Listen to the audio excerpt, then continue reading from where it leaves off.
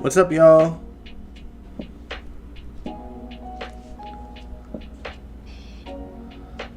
How is it going?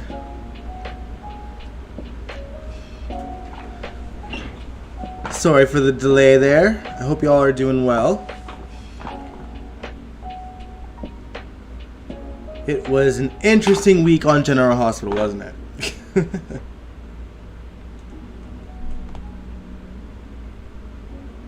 Yeah, I will wait for you guys to roll in.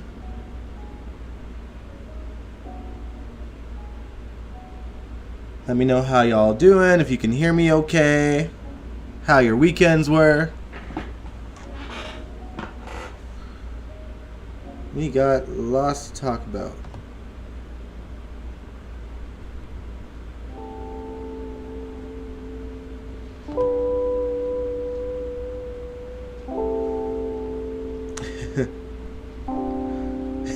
Jake, you said, child, what a week. Indeed it was. Indeed it was, Jake. Hey, Edmund. GH has been on fire. Man, it was certainly interesting. Now, this is coming from me, who you guys know I'm not a Milo fan. But they did bring the drama. Hey, Angel. How you doing?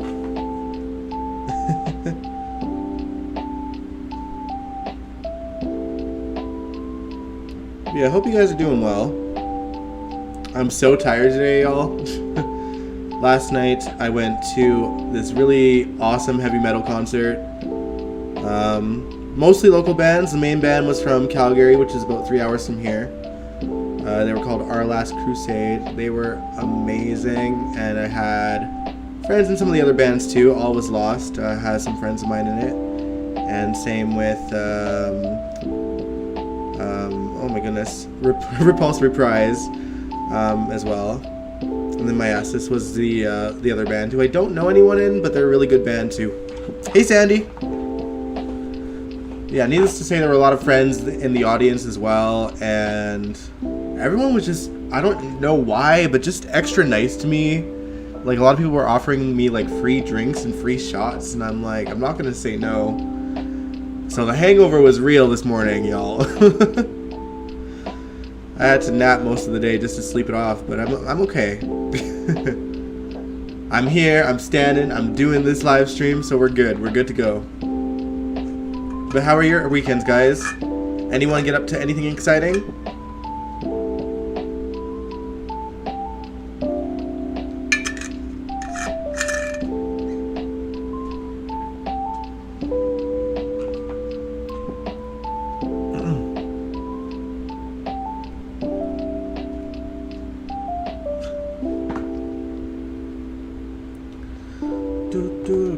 Okay, got my notes ready here as well.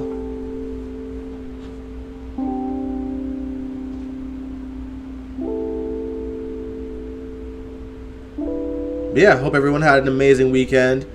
Otherwise, I say we get into it because, you know, I started a little bit late today. So let's just cut to it. Welcome, everybody, to General Hospital Envy, my GH after show. This week was all about Willow and the truth about Willow's mom coming to light. Not my kind of week in terms of, you know, I'm not a big Willow fan, but it did bring the drama. So I'm here for it. So let's get into it. Ooh. Wait. Angel, you said you had the biggest eye roll when Nina called Carly a selfish bitch. I had Spencer's voice in my head, pot meat kettle. Oh, man. Yeah, I think I had some things to say about just that overall group of people. But we'll get into that a little bit later. But yeah, let's get into it, guys. What started out as good news at the end of the previous week turned into bad news by Monday when Willow and Michael found out that the donor match that they found was apparently a dud. I mean, not that I didn't see that coming, but that was kind of cruel and unnecessary. And that's coming from someone that doesn't even like Michael and Willow, okay? Like, it was so pointless. Like, the girl could have just taken a turn for the worse without the, like, oh, we found a donor thing. In my opinion, anyway. In my opinion. Meanwhile, Nina, who had been sort of rummaging through Brit's things that Liesel and herself brought back to Nina's place, gets a visit from Ava, who tells her she's officially moving out, and they have a nice heart-to-heart and talk about how they're going to miss each other and how they came a long way from the days where she induced Ava's labor and snatched Avery out of Ava's womb. Also, how weird is it that she's taken up with the father of, her child, Nina, I mean. Not that Ava and Sunny were ever really romantic. Avery was conceived on top of AJ's grave, after all, literally. But I like that Sunny, when Sunny popped in, Ava announced to him that she was divorcing Nicholas, and she was snatching Windermere from Nicholas too. Sorry guys, my words are jumbled today. But yeah, I just liked Ava and Sunny's little interaction, being like, I'm taking Windermere in the divorce. It was a cute moment. I like that Sunny and Ava can somewhat tolerate each other now. Obviously Ava will never be Sunny's favorite person, and vice versa, I'm sure, but they're vibing. When they have mutual hatred for someone, they vibe. Anyway though, so Ava left.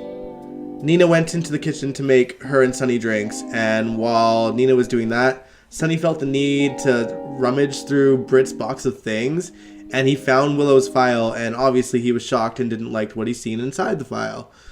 He tells Nina that Willow has stage 4 leukemia, and of course, her mind goes straight to Wiley.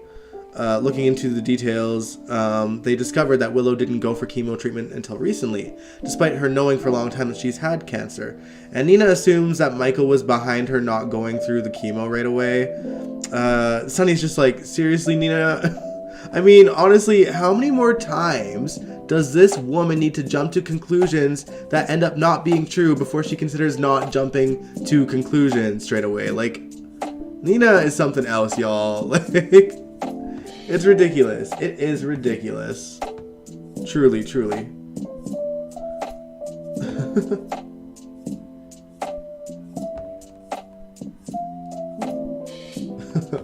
Willow and Nina can both die off. Oh my goodness. Alright, where was I? Okay, alright. So, needless to say, despite Sunny telling her to leave it alone, Nina waltzes down to Michael and Willow's place to confront Michael, who had just put a very tired, emotional Willow to bed. And then Wiley comes down the stairs, super happy to see his grandma Nina. Unfortunately for Nina, Willow was upstairs having a nightmare about Nina taking her baby girl and Wiley away from her and naming the baby girl Nell. So when she woke up and saw Nina with Wiley downstairs, all hell broke loose, and of course, Willow collapses again.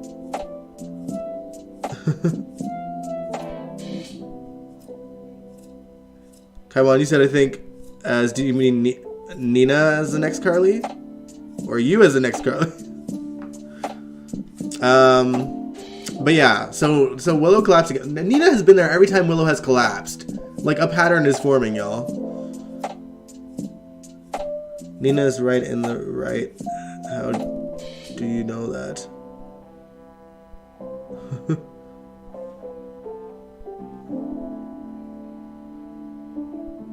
How is Nina supposed to know that Michael isn't chicken shit? Oh, Lord. Can you believe a TV character can give me a stomach ulcer? Oh my god, Jake. Oh my goodness.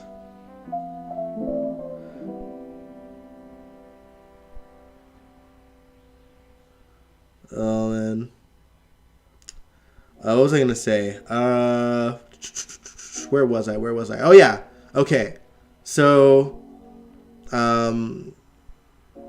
basically, Michael had no choice but to leave Wiley with Nina until he could get a hold of some other cues to the house, to go to the house, actually, to take over for Nina. It ends up being Brooklyn and Chase who were hanging out at the Q's after Cody had given her some love advice and convinced her to invite Chase over to try and win him back. He comes over with Sasha, who he was with at yoga earlier with her and Gladys, and Cody decides to hang out with Sasha when Brooke and Chase end up going to watch Wiley. It feels like they're trying to chem test Sasha with both Chase and Cody. And I'm curious what you guys think. I feel like I know most of y'all are gonna be like Chase and Sasha, but what do you guys think about Sasha and Cody? I'm curious. Truthfully, I don't see much chemistry with Sasha and Cody, but I can see them at least trying to go that route with them. Because I gotta give Cody something to do. I don't think they're gonna, boot him off the show, so. But I would like to see, Chase and Sasha try for something real. I don't think it'll end up being anything either. And I think that Brooklyn and Chase will inevitably come back together. But, Ooh.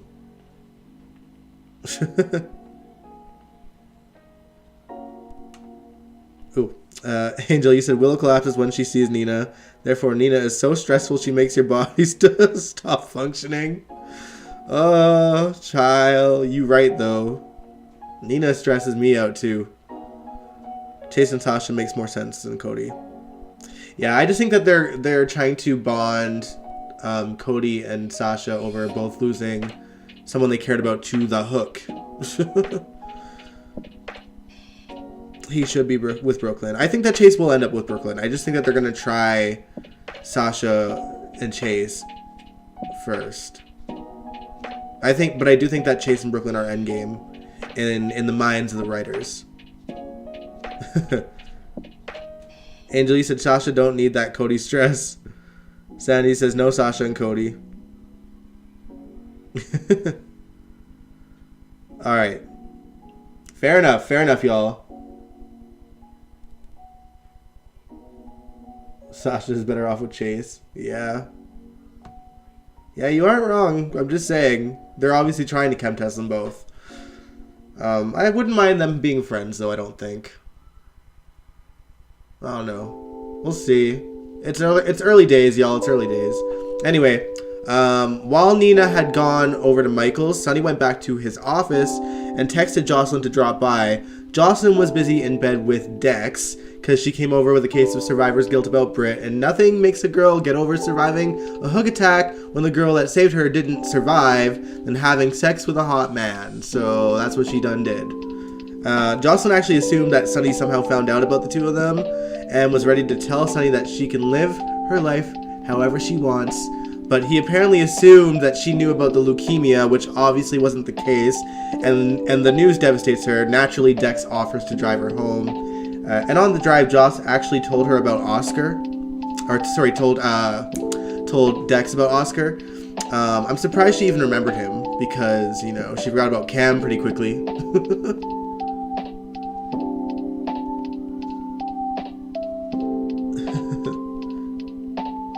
Who did Chase lose to the Hook? No, I'm saying Cody and Sasha. Cody lost Britt, and Sasha lost Brando.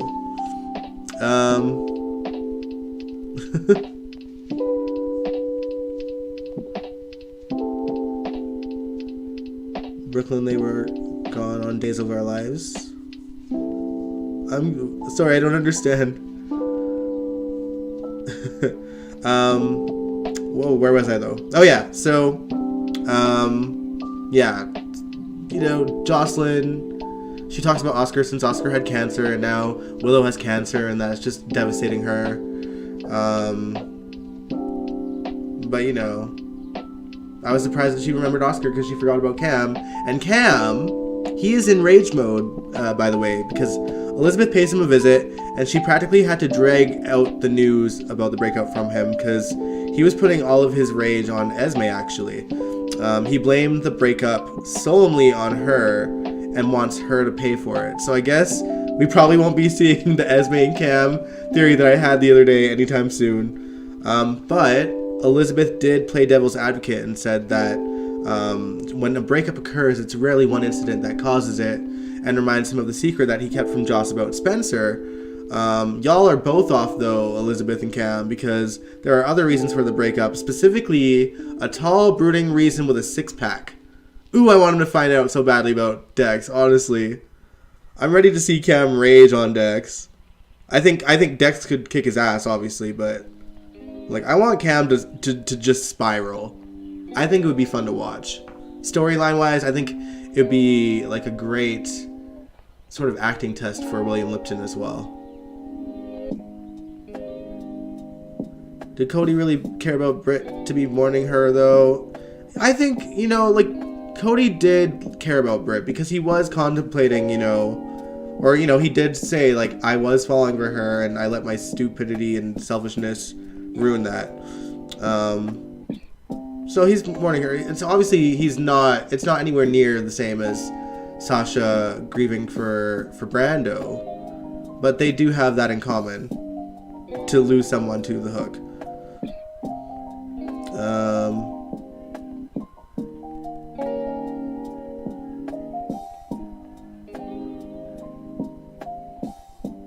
Let's see.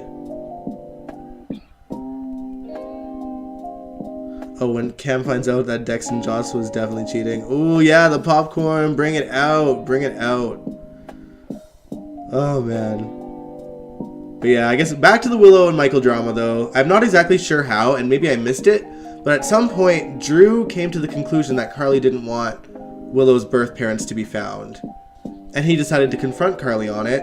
And she folded, albeit bit by bit. She told him the truth about paying off Denise to lie.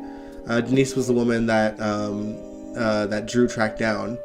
And then she also mentioned that she was hiding information on Josiah from him, which was the guy that was connected to the compound that Harmony lived in. Under the guise that she was worried her parents could be as awful as Nina. But then, of course, Drew lets her know about the leukemia. Then Carly got scared and told him that Nina really was her birth mom. Now, at the time, Drew knew that they had a bone marrow match, but not that it was no longer an option. But then Nina called Carly and told her that Willow was rushed to the hospital. So they go there and find out that the donor was unfortunately not healthy enough to go through the transplant, and Willow was taking a turn for the worse. So Carly knew what she had to do. At least she thought she did. The first thing that she did was to go into Willow's room, Willow, who is unconscious, and to try to wake her up, to tell her that Nina is her mom. And of course, Willow wasn't waking up, so then Carly was like, okay, I better tell Nina the truth, and then found Nina in the chapel. But before that, she asked Drew to tell Michael the truth and to apologize for her. So Carly couldn't even tell Michael the truth. But I guess Michael needed to know pretty quickly too, because time was of the essence. So I guess that's forgivable somewhat. It's a gray area. But yeah, so Carly goes to the chapel. Sunny and Nina were there. She tells Sunny that she needs to talk to Nina alone. So Sunny leaves. I'm surprised he wasn't like, anything you can say in front of Nina, you can say in front of me. But he left. And then Carly told Nina the truth, how she found out through Harmony before she died, and how she got confirmation that it was true through a secret DNA test that she, conducted. Nina was pissed off and called her a monster, but she knew that time was of the essence, so, she leaves the chapel and goes to see if she can save Willow's life. I'm sure that a full-blown attack will come, but probably not till after the bone marrow transplant happens. The reigning Carly, a little psychopathetic. Listen, I think that, I honestly can't blame Nina for being pissed at Carly, because, that's the second daughter that she's hidden from her. So, I don't mind Nina yelling at Carly. Is she hypocritical? Hell to the yes, she is. But, in this instance, I think Nina has a right to want to beat the crap out of Carly. Meanwhile, Michael was not thrilled to learn the truth either, mostly because of, how much he and Willow both despise Nina, and how, how horrible this is. And unfortunately for him, when he stood by Willow's bedside, she woke up announcing that she doesn't want Nina anywhere near Wiley ever again. And then Nina walked in shortly after to tell her that she may be the only person who can save her life. and that's kind of where that episode ends. And Monday we're gonna see Willow find out the truth. I can't even imagine how Willow's gonna react if she collapses at the sight of Nina. Wait, what is she gonna do when she realizes that Nina is her mom? Like, that fact alone could probably kill the girl. Seriously. Oy. Man. You know, my one takeaway from this whole thing is that Michael slept with all of Silas's daughters. All of them. Kiki, Nell, and Willow. He's 3 for 3. One scene I forgot to mention is that Sunny was in the room with Willow for a while at one point because Jocelyn had to leave for reasons we'll get into in a bit. And he told an unconscious Willow that he wants her to live because she's the only person that can help fix his relationship with his son. And I'm like, dude, that's so selfish. Oh my goodness. Oh, you think it'll take more, Kaiwan? I don't know. Willow dramatically collapses at the sight of Nina all the time, so I think it could kill her. I think it could kill her. Yeah, Jake 3 for 3. I mean, he obviously didn't know it. He didn't know Nina and he didn't know that Nell and Willow were sisters. Or Kiki. But he is 3 for 3 regardless. But yeah, I swear that whole family is full of selfish baboons or buffoons. Like, they're just... I don't... Oof. They're all hypocritical idiots. And they're all selfish as hell. Nina may blackmail Willow and Michael, bone marrow, or visitation with Wiley. Oh my god, I don't think that she will. But could you imagine if she did? I actually don't think that she will. I think that Nina knows that, you know, time is of the essence. And I think, like, if her daughter were to die because of her need to blackmail for visitation for Wiley, like, I think that would crush Nina. I don't think she's gonna risk that. I really don't. But that would be crazy. Imagine if Kiki was still here. And Nell. Yeah. I mean, Nell could still be out there. We know that Kiki's dead. But we never did see a body for Nell. Oh, man. I'm trying to, like, Kiki was around when Willow was around. Because I think that whole Kiki's Me Too storyline was kind of happening when Willow was kind of dealing with Shiloh, I think. So, yeah. I just don't remember how well they knew each other, though. 2014 Nina Wood. Yeah, 2014 Nina Wood for sure. But I don't think Nina Wood now, given the circumstances. I think if Willow wasn't clearly at death's door, stage 4 cancer, then maybe. If she was just like at the beginning of her cancer, I could see it. But like literally stage 4, it's dire, it's bad. I don't think that Nina is gonna go there.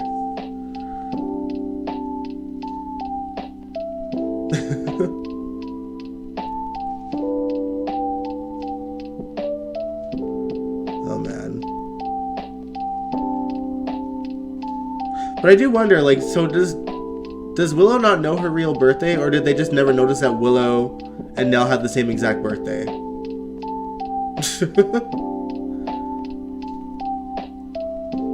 That's what I always wonder about these, like, suddenly twin storylines.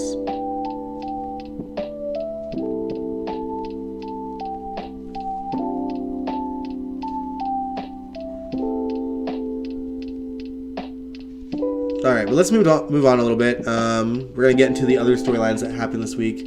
Let's get into why Joss had to leave, first of all. So, the PCPD got footage from the docks the night the Hook attack occurred, and they realized that Joss was the victim, and naturally they wanted to know why she didn't let them know.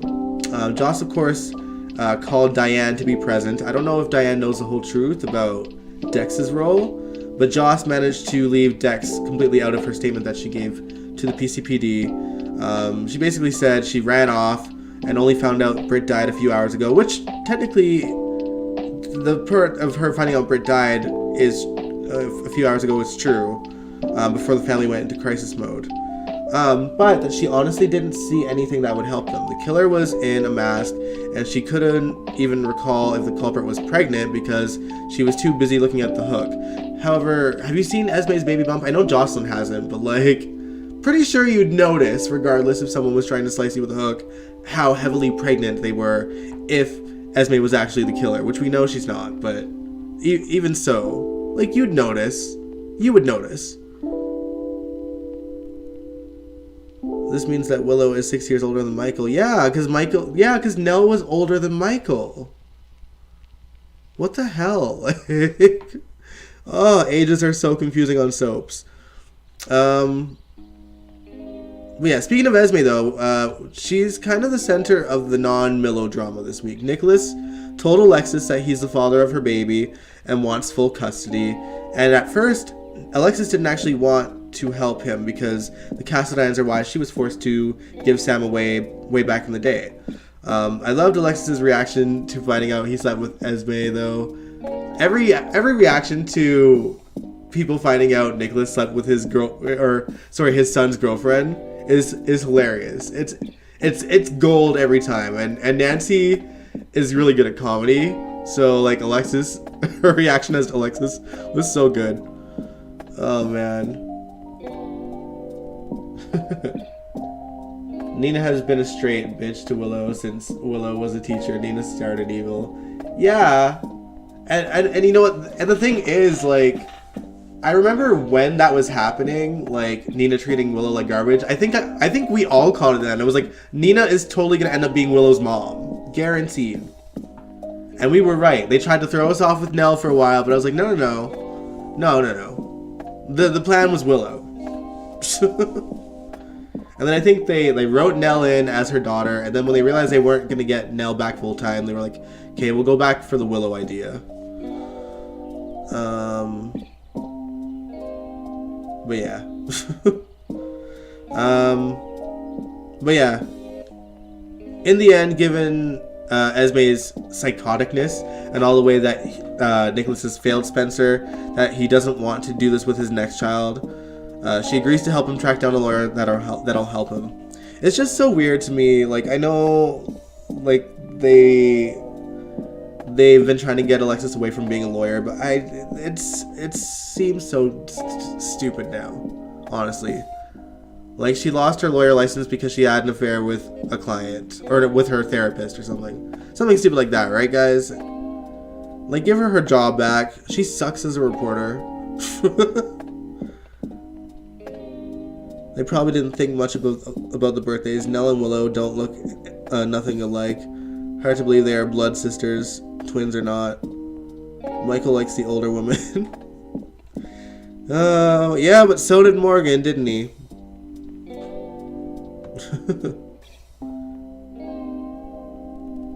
Oh, man. Alright, let's talk about Spencer, though. She was a lawyer in Santa Barbara, too. That's right. But yeah, let's talk about Spencer. He has moved in with Sunny. Victor did his best to try and convince Spencer to mend his relationship with Nicholas, and then he tried his best to convince Sunny to convince Spencer to try to mend his relationship with Nicholas. But we know damn well that ain't gonna happen, given how little respect Sunny has for Nicholas in the first place. Rightfully so, honestly. And Spencer's his own man. It's his decision. Enough said. Morgan liked them way older. He sure did. But Ava also likes them way younger, you know?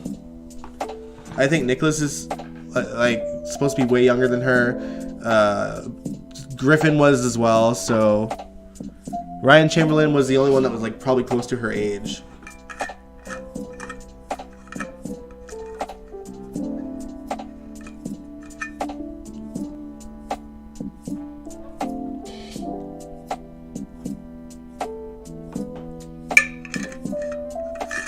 Sorry, guys. All right. Okay, so Spencer actually had a conversation with Alexis at Sunny's penthouse, and Alexis was honest about Nicholas going for full custody of Esme's kid. Alexis and him talk about how Esme's pretty much been ruled out as being the hook, which terrifies Spencer, knowing that someone he doesn't know is going after Trina and the people connected to her.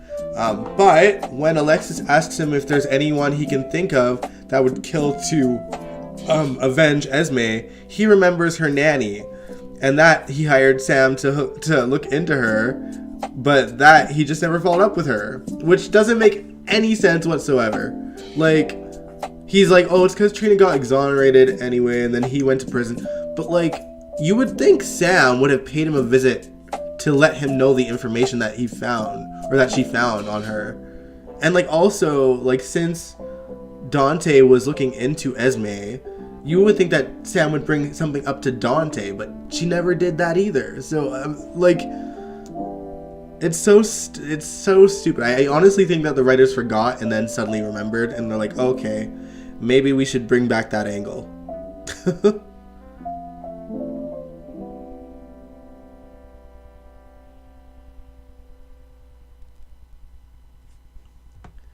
Let's see.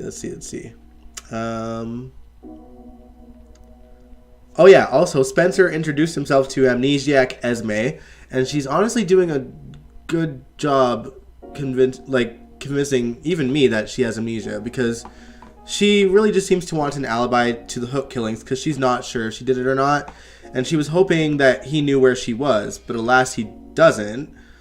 He does mention to her that the baby could possibly be his though, but we know that that's not true, and we know that Spencer doesn't really think that, because he didn't sleep with her for like several months before he was even like playing her. You know what I mean? Like, so I don't know what his angle is there. Maybe he was just trying to find out, or like, fish for anything, any sign of Esme lying about forgetting everything. But it was just weird. Also, Trina apparently has remorse for Amnesiac Esme, which seems totally left field to me too. I don't know what's going on. Like, I don't really know what Trina's thinking. She's just assuming Esme is a whole new person, and she's just saying the doctors think that she's not faking it. But like, Trina hasn't seen Esme like for herself at all, so I don't know why she's like so doubling down on thinking that Esme is this whole new person and that she's just going to forgive and forget. Like, I don't know.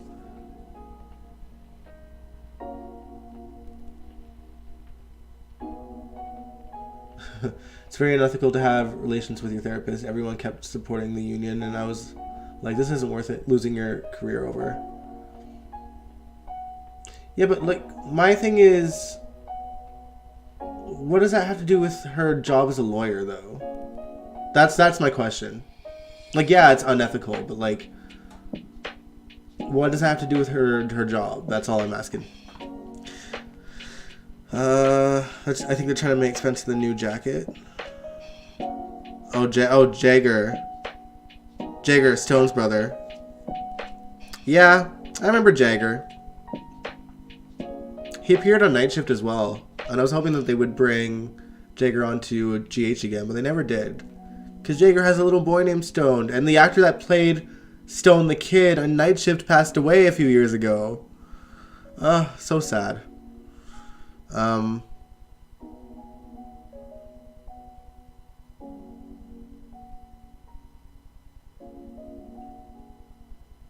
Well, I cannot be perceived as breaking the law at all.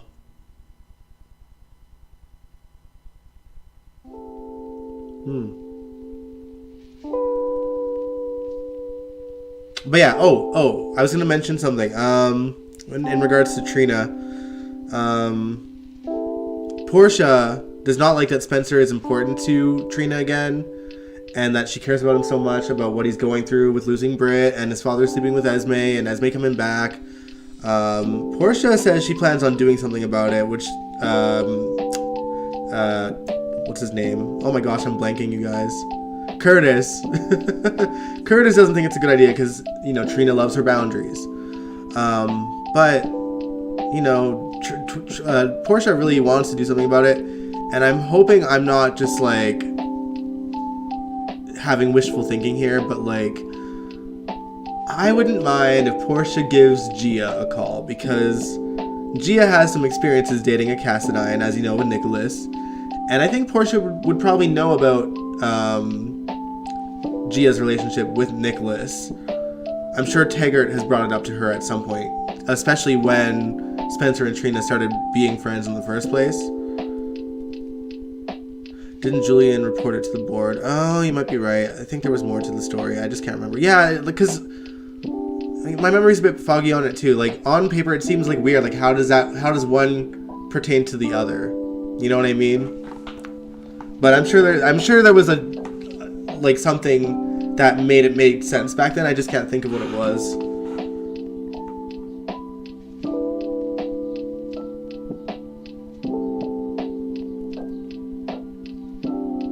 But yeah, I would love to see Gia come back and talk to Trina about her experience with Nicholas. I think will it lead to, you know, Trina having second thoughts of being around Spencer? I don't think so. I think that Trina would just double down and being like, well, Spencer isn't Nicholas. He actually wants to be a changed man, and Nicholas is just spiraling out of control. And I think that's where that conversation would go. But I would still love to see Gia back for a little while, and maybe even have a scene or two with Nicholas as well. I don't think that she'll appear before Marcus leaves, which is kind of a bummer, because Marcus does remind me of the guy who played Nicholas when Gia was in a relationship with him. A little bit. Like, I feel like he resembles that Nicholas a lot.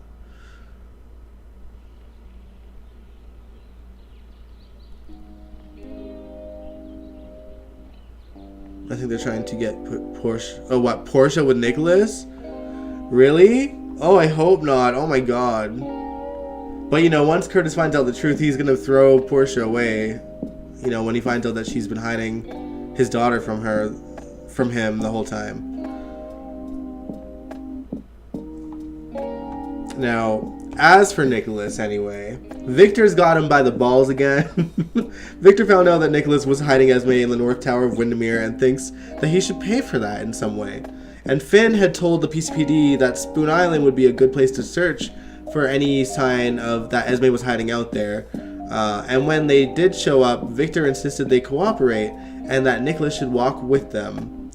They get to the North Tower room and they find it completely clean. Victor had Demetrius repaint it and hide everything in storage instead of getting rid of it altogether, because he planned on using it to get Nicholas or you know, using all the proof to get Nicholas to do his bidding. I'm intrigued to see where they're going to go with it, because we know that at the very least Marcus doesn't have a whole lot of time left as Nicholas, and we don't have word on if he's being recasted yet either. We know that someone played him to finish off what would have been Marcus's last scenes as Nicholas, but we don't know what those final scenes were, which is interesting because that's pretty much what happened with Tyler. Like, he left as Nicholas. I don't remember if he got fired or if Tyler just was done. But someone else, Nick Stabile, I forget that. Another actor that happened to be named Nick played Nicholas for the final scenes of him at Windermere when Valentine first appeared. Or not at Windermere, Spoon Island. No, Cassadine Island. Good lord. Nicholas was still considered a good Cassadine when he was with Gia, though. Yeah, true, but she did leave him for a reason, right?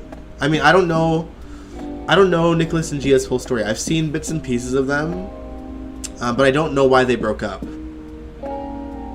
And I think, at the very least, I do know that Gia had experience being around his family, and she knew that they were crazy, and, like, that it was dangerous. You know, she dealt with Stavros Cassadine, and also Stefan Cassadine, so, and Helena, of course. She was part of that Cassadine Endgame storyline back in 2001 or 2 or whatever it was. Which, honestly, was such a ridiculous story, but it was so entertaining to watch. I don't know if you guys have ever seen it. But there was some corny stuff. I think I think I've reacted to some of the scenes from that story before because it was truly ridiculous. The music in itself was somewhat cheesy.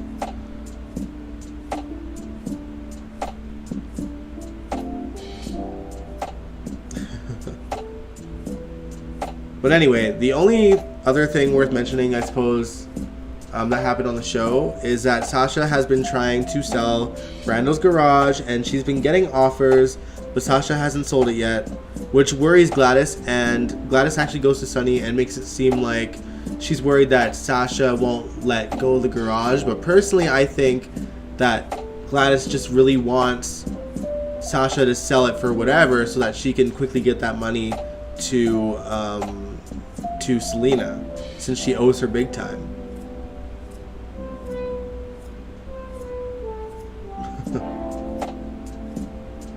I want Nicholas with water because I hate him and Ava.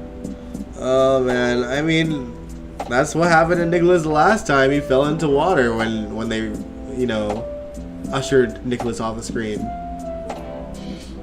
And it very well could happen again. He'll probably fall off the parapet. But, everyone that's fallen off of it in the last, 5 years has survived. So, we've seen Ava fall. I'm pretty sure Nicholas dived in after her. Esme's fallen twice now. She survived both times. Brad has fallen off of the parapet. He survived. But we'll see. We'll see. Maybe they'll just simply recast him. I don't know. I really don't know. We'll have to find out. We'll have to wait and see.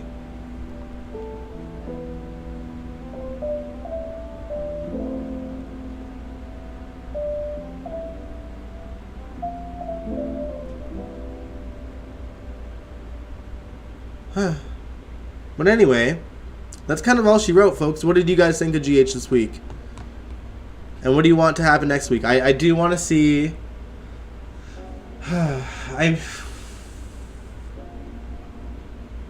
excited to see how they're going to handle Willow finding out the truth. Because now I'm starting to think that given how Willow is in a fragile state, maybe they'll avoid telling Willow that Nina is her mom, but just say that Nina happens to be a match. I don't know. I don't know how they're gonna handle it. I'm curious. But time will tell. We'll see a promo in the morning.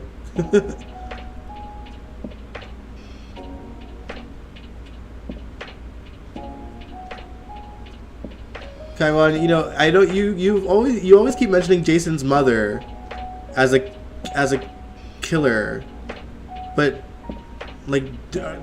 do you mean Monica or do you mean Susan Moore?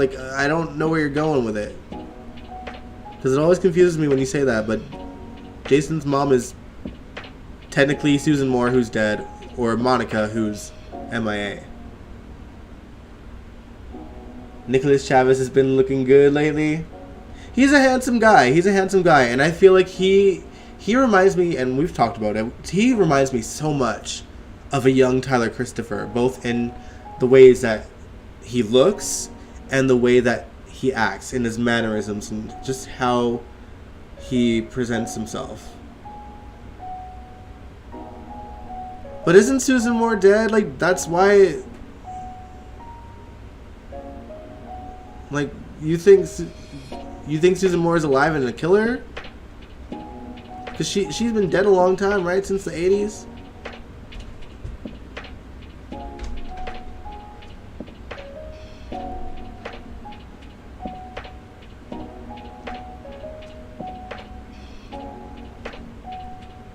But wasn't Susan Moore a pretty normal girl? I don't know much about the character, but she didn't strike me as crazy or anything like that. And then also, why would Susan go around killing people that's connected to Trina, if that's where you're going with it?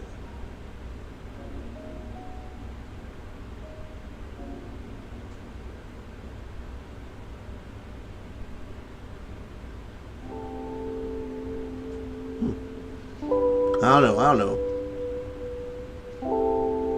If Nina announces she's her mom, it will quite literally kill Willow.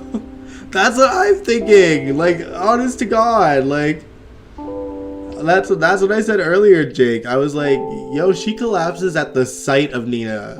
If she finds out that Nina is her mom, and while she's already in the hospital, she might flatline, y'all.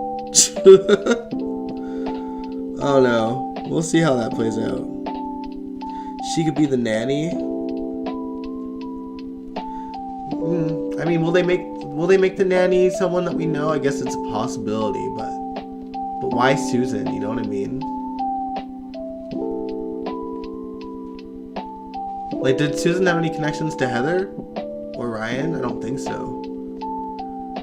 Because I think Susan would have died before Ryan Chamberlain came onto the show, and I think I really don't know if she had any connections to Heather. Although I guess she must have been, because Heather kind of, I don't know.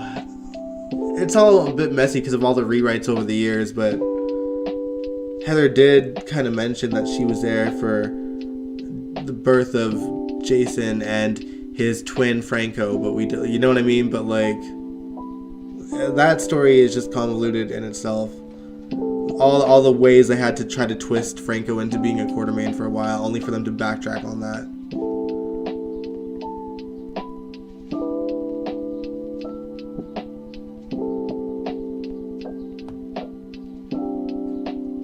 Oh, Susan was Heather's cousin? Interesting. But why would she, like, fake her death and then not ever, like, you know, check in on Jason or AJ? Wait, no. Susan is not AJ's mom. She's just Jason's mom. I forgot that. But still, like, I don't, like... Hey Nathan, good to see you. We already finished reviewing the show, and now we're just kind of talking about like theories for next week. But I'm glad you're here. Well, you can let us know what you thought of GH. And hey Jakarius, good to see you too.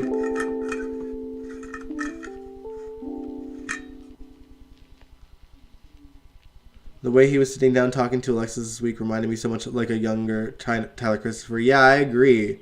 Like, I truly, I get where you're coming from, Angel. I see so much of Tyler Christopher and Nicholas Chavez that I have to, wonder if they had Tyler's Nicholas in mind when it came to casting young Spencer again.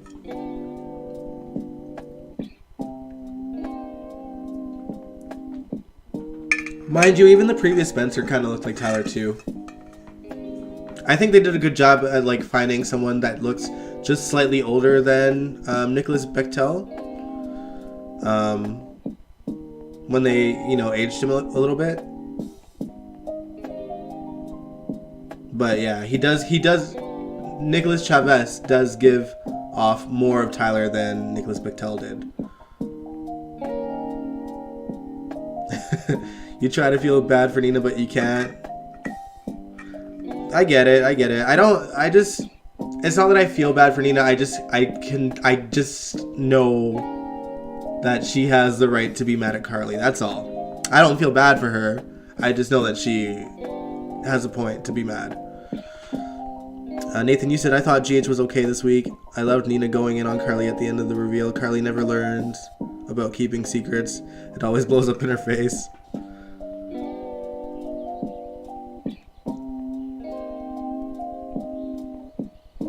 Can I write Spencer and Nicholas like brothers, knights, father and son? Oh, Jakarius, I didn't know you were sick. Well, I'm glad you're feeling better. Those scenes wasn't it for on Friday's episode. I think that we're in for, I mentioned this earlier, I think that we're going to get more of a blow up between Nina and Carly, but it's going to wait until after the bone marrow transplant is done and Willow's kind of in the clear. I think that Nina is going to go after Carly with all fists flying and everything.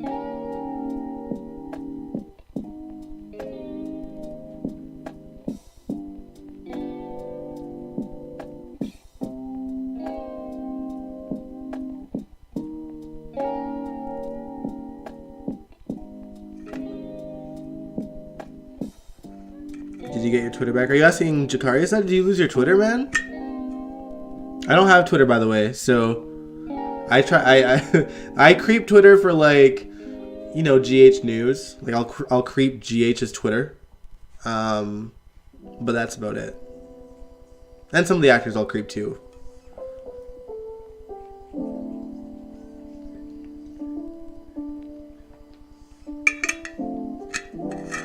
How'd you lose your Twitter, Jakarius?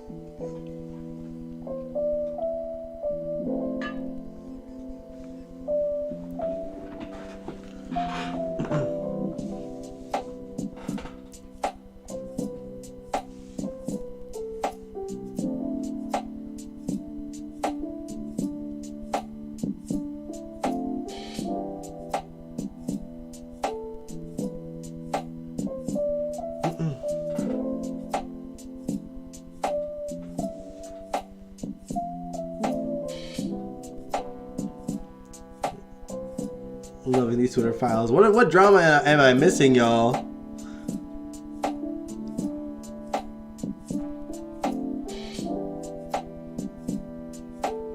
See, Twitter seems like a hot mess to me, and I know Elon Musk side stuff aside, Twitter has always seemed like a hot mess to me.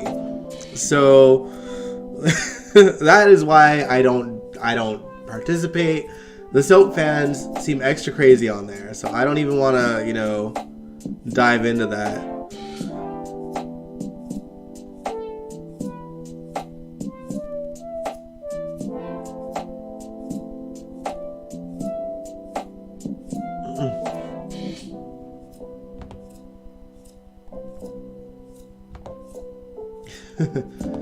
It's so funny. GH half the time addresses social media on the show as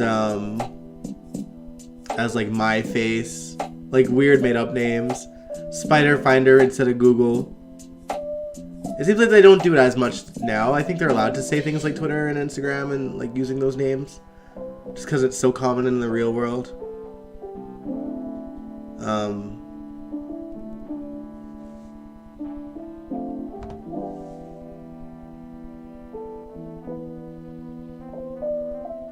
Sorry, I'm just looking up some things here.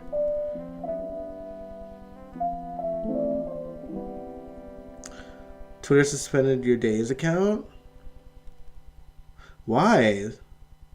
Like, was it like were you like posting like copyrighted content or something? I don't know how Twitter works in terms of that.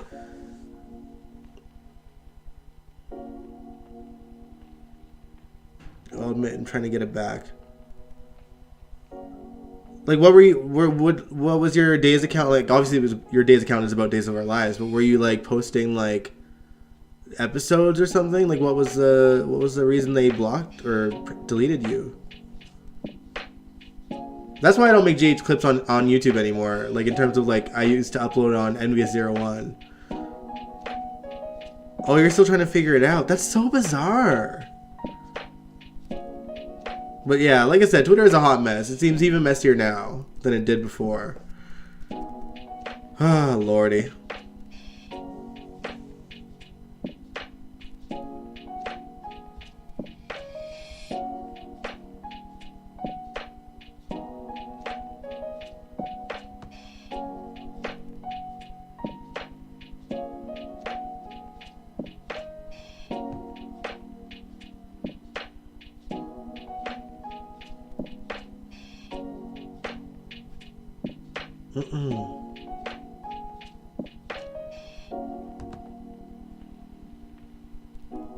Trying to see if there's anything worth before we go, because I'll be ending the stream soon, because we've almost been an hour now. Oh, Jakarius, I think you're right, because I do remember hearing that Elon Musk made a stupid rule that you can't promote your other social medias on your own Twitter anymore. Which is absolutely ludicrous to me. Like, it seems like most people, whether it's on Twitter, Instagram, Facebook, YouTube, whatever, like, of course they're gonna, like, promote their other social medias. It's absolutely ridiculous if that is still the case.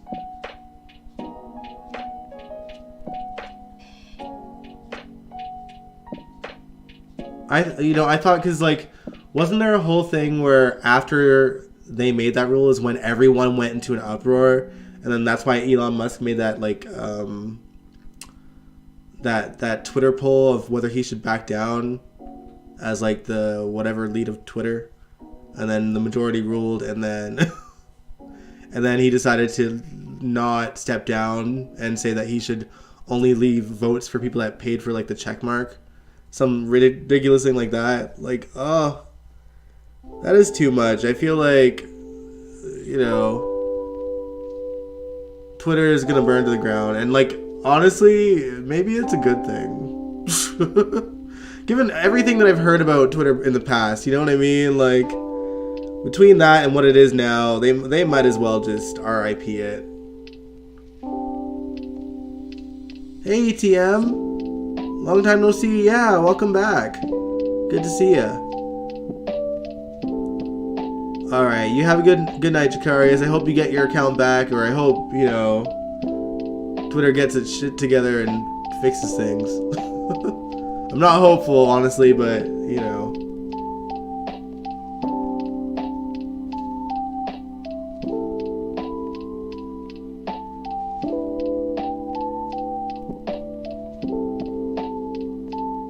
Trying to run the company or ruin the company? I don't know. It seems like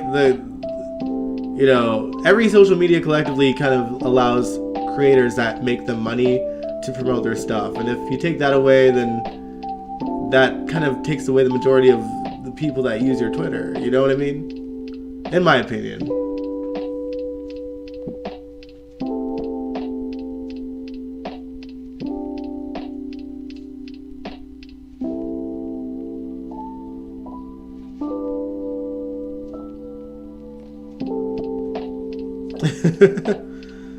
I never liked Twitter. Plus, that's what I'm saying, ETM. I've never had Twitter. I've never had a desire to get Twitter.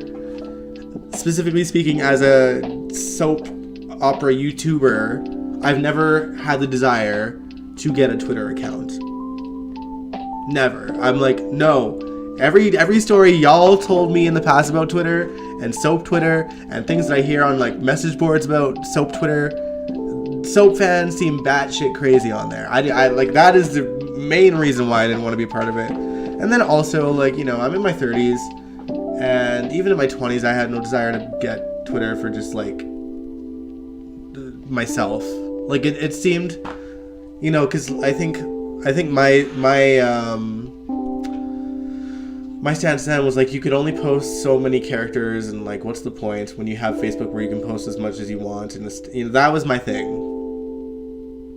Like, that, I was like, that seems pointless to me.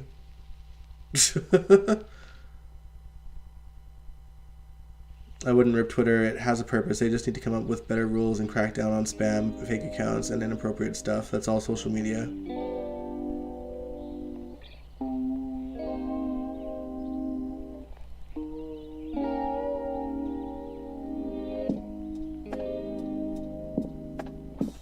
I didn't really have YouTube until 2013. I always had YouTube pretty much from the get-go. I had YouTube, but back in the day, YouTube was a very different thing than what it is now. Like, YouTube, you could literally post anything, like, at the start. So that's why there were all these accounts of like GH YouTube channels that were posting videos, daily practically. Because there wasn't all these like copyright rules that buckled down. And I think by 2013 is when they probably started to get more strict with YouTube. So the YouTube that you came into was probably not the best version. YouTube was a different breed. Like, whatever you thought of YouTube in 2013, it was a whole different kind of thing. YouTube really, like, when I think about the origins, was just a way to look up funny viral videos. There was nothing, like, no one was a YouTuber when it started. Like, I think, I don't know. I try to think of, like, the OGs that started to do, like, content that was, like, their own and it was it's people like Jenna Marbles who would just kind of post random funny things. And I remember like Lonely Girl 13, or was that MySpace? I think Lonely Girl 13 was MySpace. And she went viral, and then everyone found out that it was a fake story.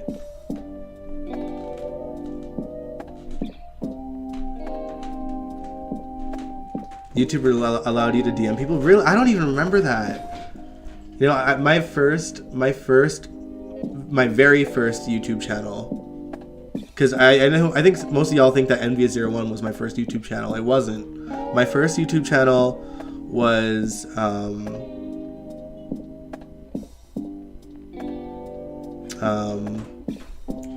my screen name was Inu Raka, because I was an Inuyasha anime fan. And so that was just my screen name. But I would post kind of whatever on there. I'd post like little anime music videos that I made. And I also had started posting GH stuff on Inu Raka. And at the time that would have been like 2007, I think. And so like I just remember, and that's really like 2007 was like when I was all in on GH at the start. So I think I was just posting clips of like Lulu and Logan, like Lulu Spencer and Logan, like Scott Baldwin's son. And I think inevitably that might have been what got rid of my channel. Something deleted my channel permanently. And it might have either been, I think it was for like copyrighted content, but I don't think it was GH content. Because Envious01 is still there. You know what I mean? Like that channel I've had since like I think 2009. And there's way more GH content on there than there was on Inu Raka. So my guess is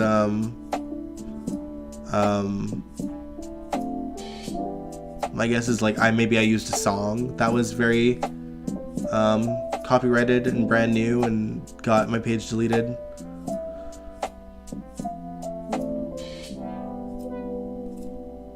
Oh, you asked, do I like the first YouTube or just soaps? No, I liked the first YouTube because I would just search up random videos on there too.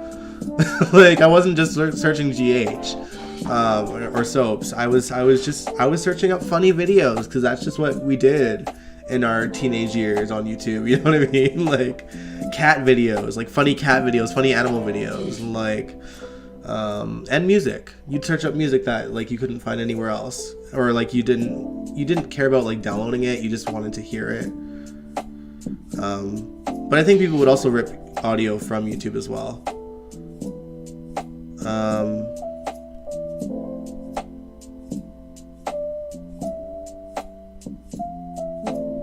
Yeah, a lot has changed about YouTube even since then. It's true. Now I just pretty much go on YouTube for all my information, for all I need to know. Yeah, I like...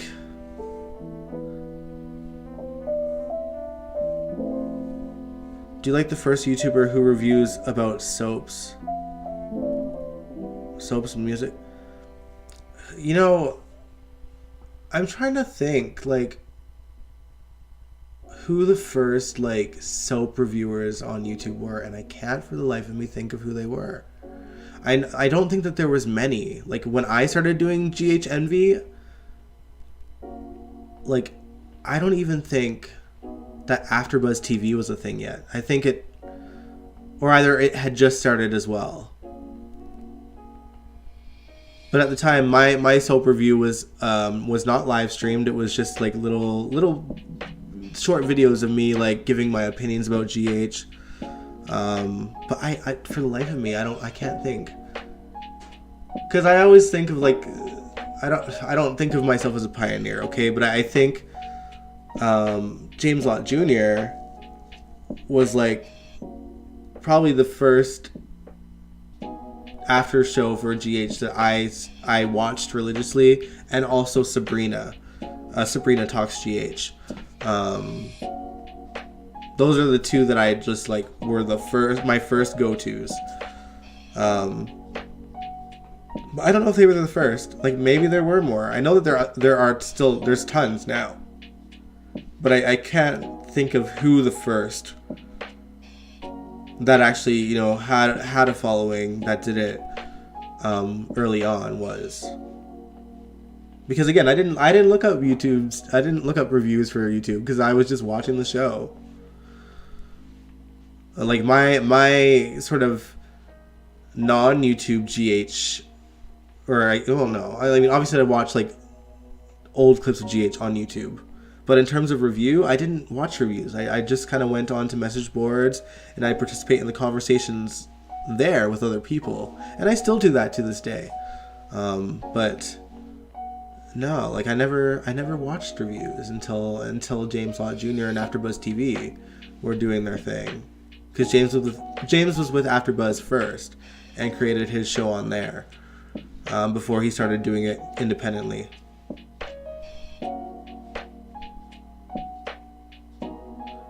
Oh, sorry, ETM, you had a question. Go to, if you have a question, go to YouTube. It solves everything. It has all sort of yeah, that's true. I do like that about today's YouTube, in that you can literally learn how to do anything.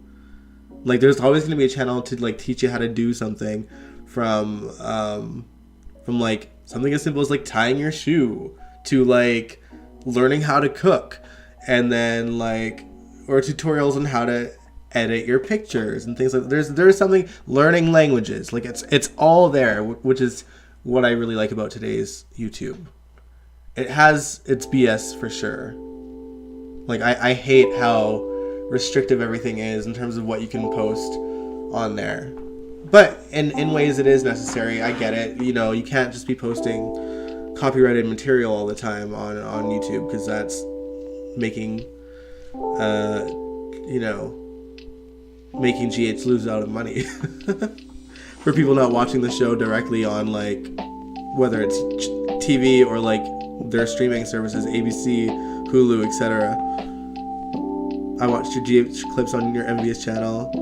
I really loved doing that channel. The one thing that I will give myself credit for, in terms of like something that I did that nobody else was doing, at least on that channel, is I was the first YouTuber that was tracking down GH's music,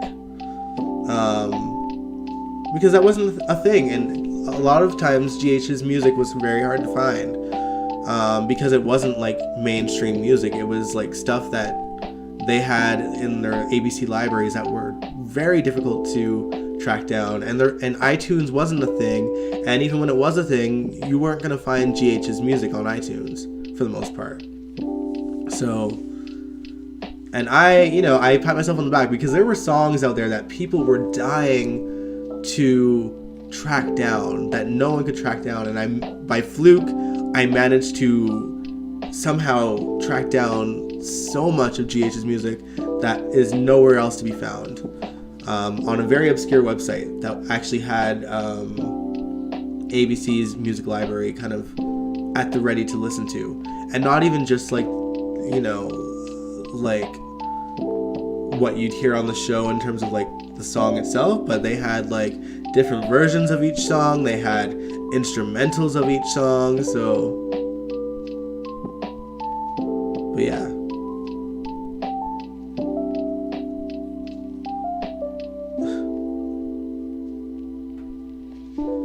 If you were doing the music at GH, what would you do?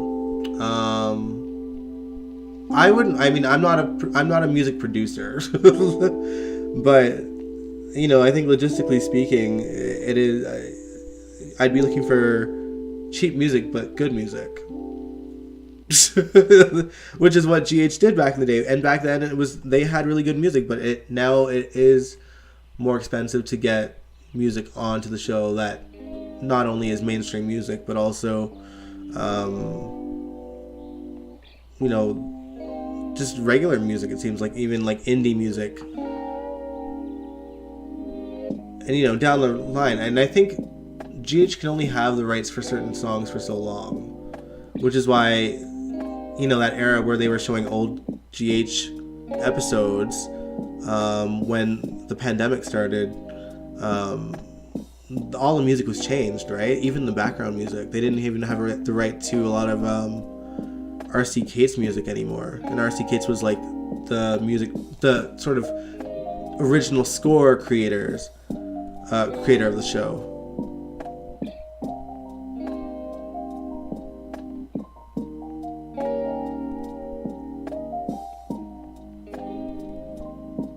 Angela said, I'm glad I found a GH community on YouTube. I used to watch GH with my mom. She passed away in 2016. Oh, I'm so sorry. Because of you guys, I don't feel alone watching GH. I have someone to talk about it. That's what I love about YouTube too. And I like that we have a little community within ourselves here. But specifically, just the fact that there are, what do you call it? The fact that there are not that many GH YouTubers, but there's enough. And I feel like there's no competition between any of us, I don't think. I think we're all, because we know how small the community kind of is, we all kind of respect each other and what we all do. You know, and I'm really lucky in the sense that James Law Jr. really became my friend and invited me to his show and, you know, things like that. Like, and he's been good to me, you know? And it was crazy to me because I'm such a fan of his. I definitely was like freaking out when he approached me to like appear on his show because, you know, I'm just some guy in a basement talking about soaps. And James is very professional. He has his connections to the GH cast members as well. So it's like, what do you want with little old me? You know what I mean?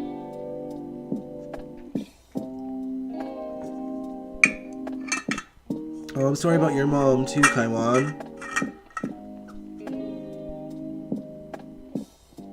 I do like GH's music. I liked it back in the day. I don't like it now. I find that the background music now is awful. And I've talked about it. Paul Glass is the one who does the composing for original scores on GH now. And a lot of it's so cheesy and cringe. But R.C. Cates was so talented in the sense that all of his music that he'd use in terms of like original scores were very modern for soaps. Like you could, you know, try to watch any other soap at that time and the music on GH was phenomenal in regards to like the original scoring.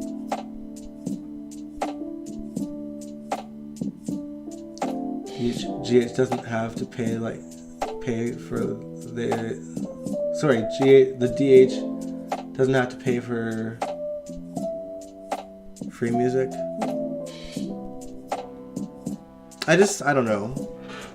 My thing is, I think when Frank Valentini became the show, I think he brought pretty much everyone that worked with him on was it One Life that he did to GH, and I don't think he had any respect for anyone that was working on the show under Guza and you know the others, Jill Phelps, but I just I don't know, the music was far more superior and modern, and I think that even hearing other soaps instrumental scores here and there, like GH was like no other. And I think to moments where GH would have these big montage moments and it wasn't like some copyrighted song, it wasn't like, you know, some mainstream song or whatever, it was just an original score that they used for you know, to show a dramatic moment of a scene. The one that I think about straight away, or the one thing that comes to mind for me, is when the Metrocord explodes. That final montage where we finally catch up, because that storyline was one where they would show the explosion at the beginning and then go back 12 hours, 11 hours before, 10 hours, etc. And when we finally get back to that moment, the instrumental score of when everyone is in the Metrocord and everything's all hell's breaking loose, the music to this day gives me such chills. It's so good. I get chills even thinking about it. I'm like, ooh, I love it.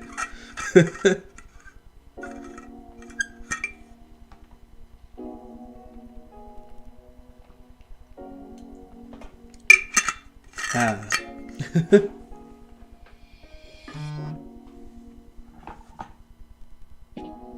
Notification. Sorry, guys. All right, but yeah. Anyway, I should wrap it up. It is getting a little bit late. But good talk. I like hanging out with you after we've reviewed the show. It's nice to just hang out and talk amongst each other, like you said, Angel. Just to chit chat. Because like God knows, like besides my mom and my grandmother, none of my friends watch soaps. Certainly not General Hospital. They all know that I do this and like review soaps and stuff. But like they're not gonna watch because they don't watch GH. They don't care. Like, you know. But yeah.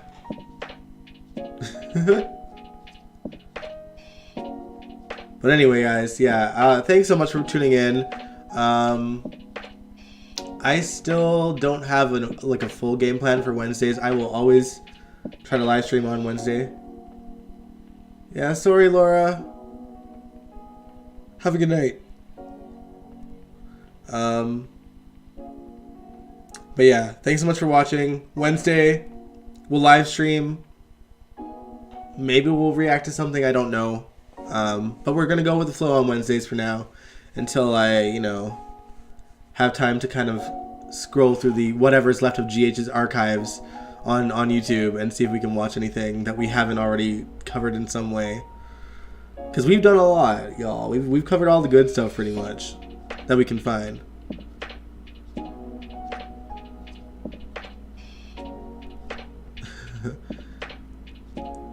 Have a good night, Dion. See you Wednesday. I'll catch the replay later. Alright. Have a good one, Nathan. Yeah, thanks so much for watching, guys.